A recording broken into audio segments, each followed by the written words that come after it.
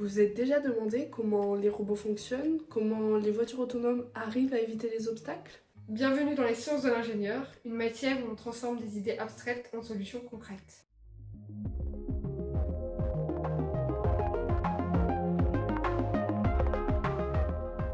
Aujourd'hui, on va tout vous expliquer. On va voir ce qu'on apprend, comment on apprend, les projets qu'on réalise qui sont quand même une grande partie de notre année et surtout pourquoi les sciences d'ingénieur sont passionnantes et malheureusement pas assez connues alors que c'est une matière, une spécialité super intéressante.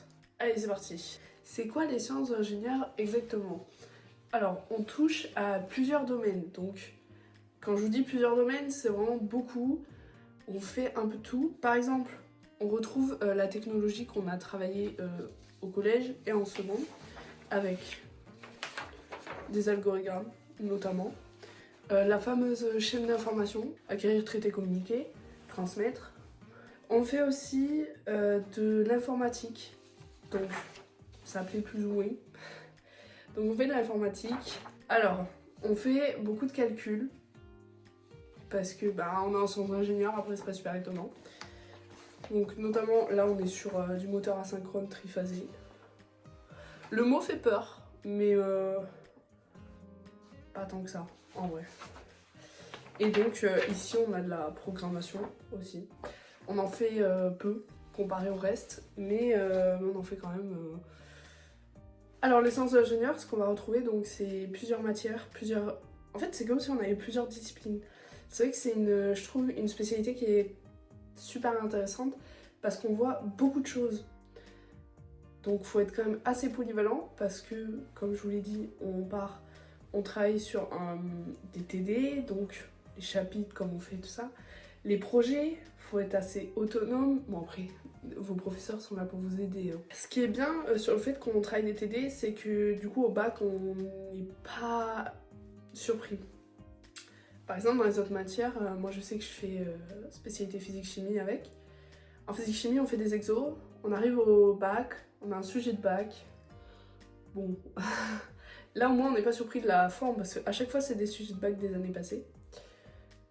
Dans notre lycée en tout cas. Donc les sciences de l'ingénieur, on va résoudre des problèmes réels. On travaille sur des cas concrets. Par exemple, là il n'y a pas longtemps, on travaillait sur une piscine pour faire du rafting. Fallait qu'on voit si la piscine va s'écrouler ou pas. Heureusement, elle ne s'écroule pas, c'est quand même mieux. Après, on peut travailler sur un robot zondeuse. Qu'est-ce qu'on a? Sur une piste de ski intérieur, un télésiège. Vraiment, c'est super varié. Un moteur de bateau, un pilotage d'avion. Donc là, ici, comment c'est réparti? Donc, en première, comme les autres spécialités, vous allez avoir 4 heures de SI par semaine. Jusque-là, tout va bien. En terminale, les SP, donc on en a plus 3 mais 2, donc ça passe par 6 heures par semaine.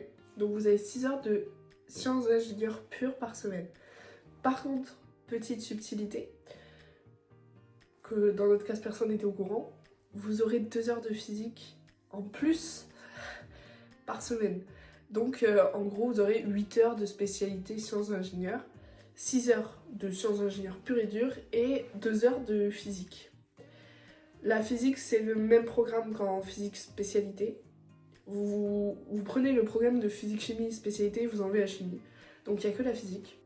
L'épreuve de bac se déroule en 3h30 pour les sciences d'ingénieur. Donc vous avez globalement 2h30 de sciences d'ingénieur et 1 heure de sciences physiques dans ces 3h30. Et vous avez un TP qui dure 1 heure sur l'un des systèmes que vous aurez vu au cours de l'année sur lesquels vous avez travaillé. Parce qu'en classe de sciences d'ingénieur, on a des systèmes. Par exemple, nous, je sais qu'on a un volant, on a un moteur de bateau, on a quoi? On a un berce-bébé, on a un volet roulant. Et en fait, vous allez placer des capteurs, relever des données, tout ça, et c'est ça le TP en fait. Vous allez travailler toute l'année, ne vous inquiétez pas.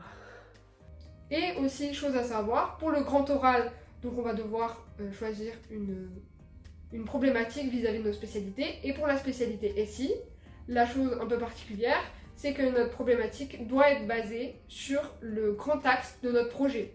Donc notre projet, on en a à peu près 2 en première et 1 en terminale. On va revenir sur le projet un peu plus longtemps. Et par exemple, si on fait un projet vis-à-vis du handicap, une innovation avec une main robotique, on va devoir faire notre problématique du grand oral vis-à-vis du handicap, de l'inclusion et de l'innovation. Donc, il faut savoir que avant de faire le projet, il faut savoir que ça va impacter notre problématique de grand oral.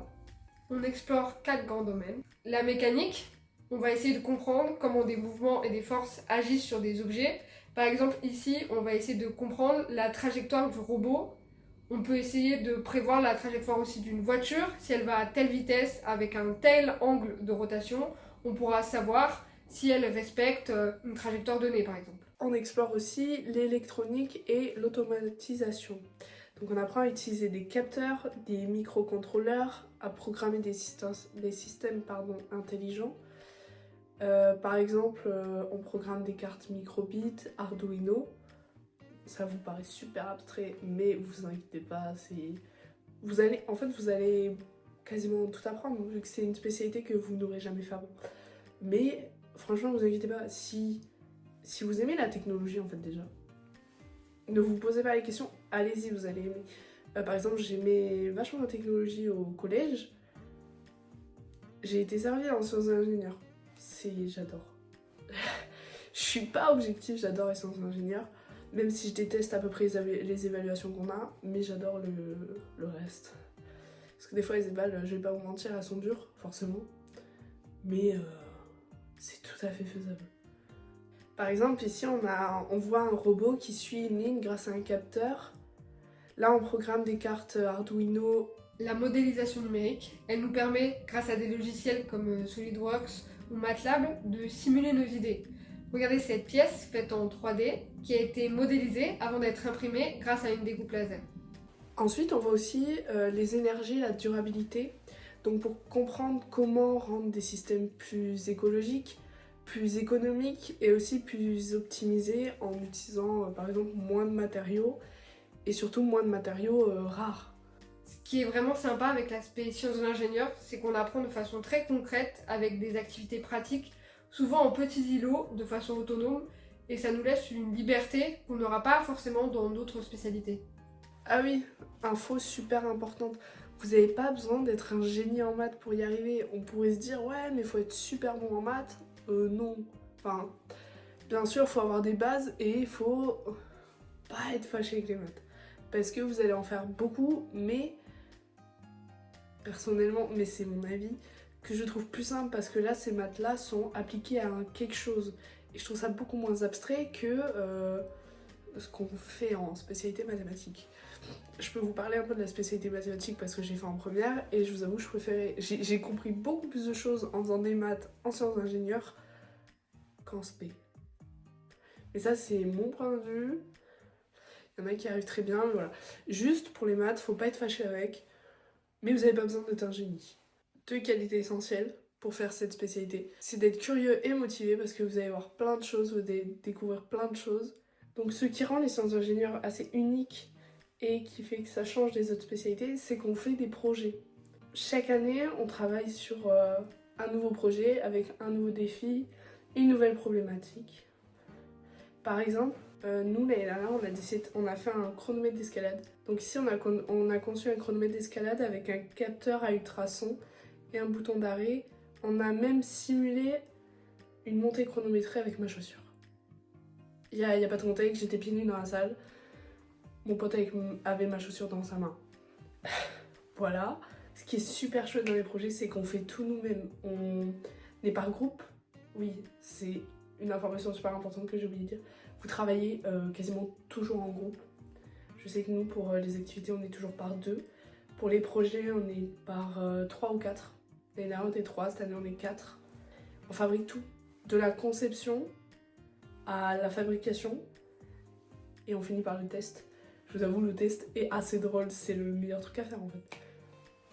Mais vous voyez, vous faites votre truc, vous voyez votre projet évoluer. Il n'y avait rien.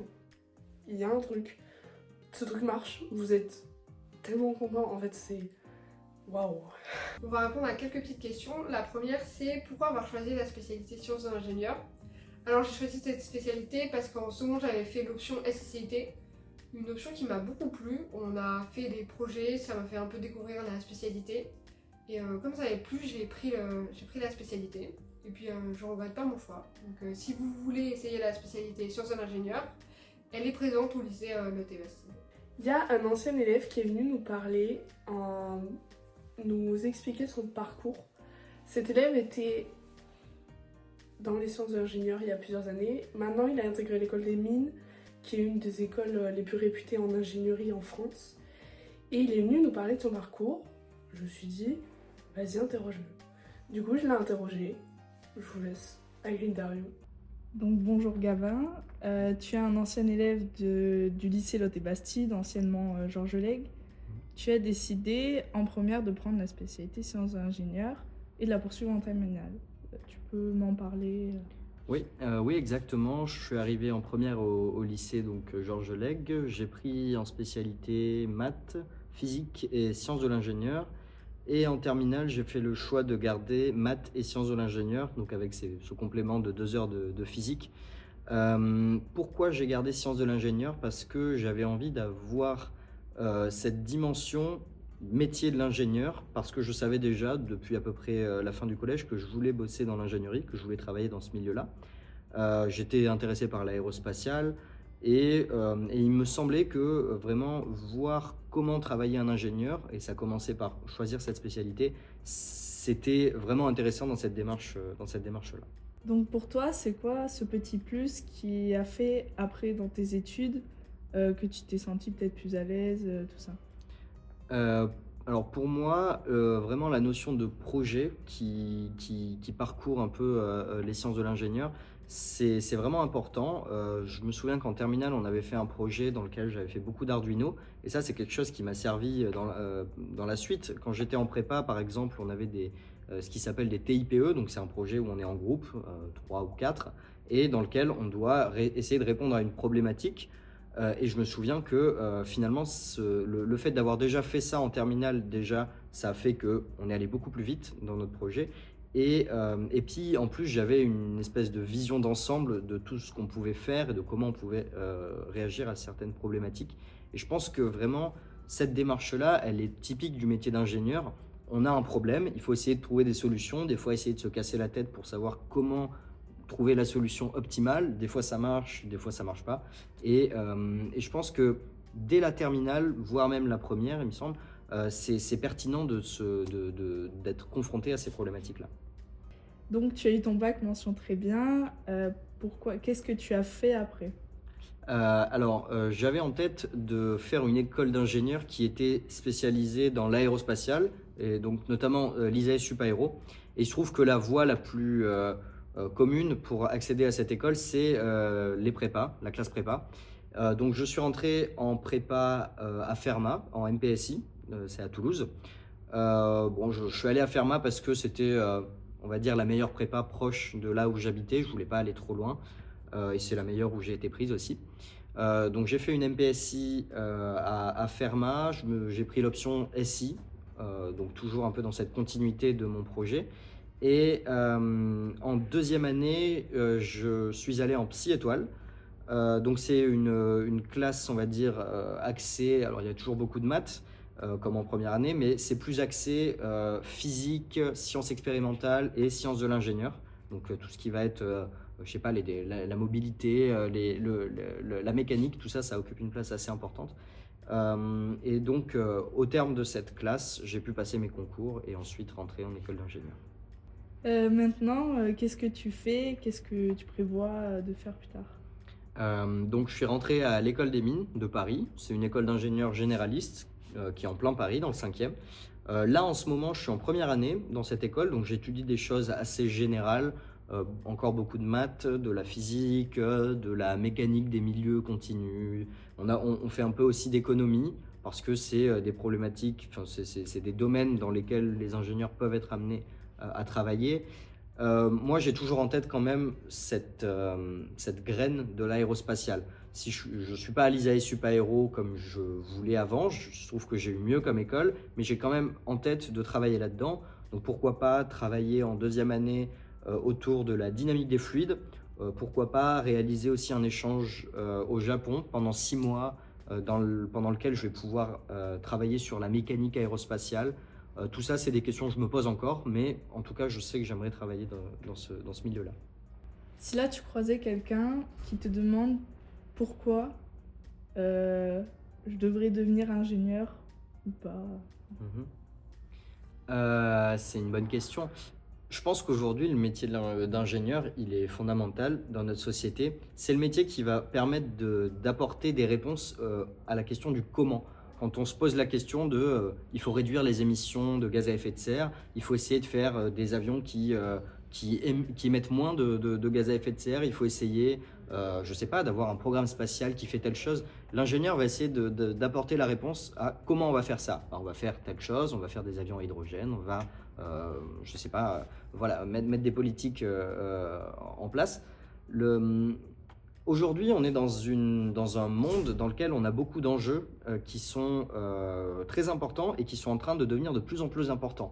Les enjeux environnementaux, il y a des enjeux économiques et je pense que de plus en plus, on va avoir besoin d'ingénieurs, non seulement du point de vue de l'humain, mais aussi du point de vue de la technique, parce que ce sont des enjeux techniques. Il faut savoir répondre et trouver des solutions vraiment techniques.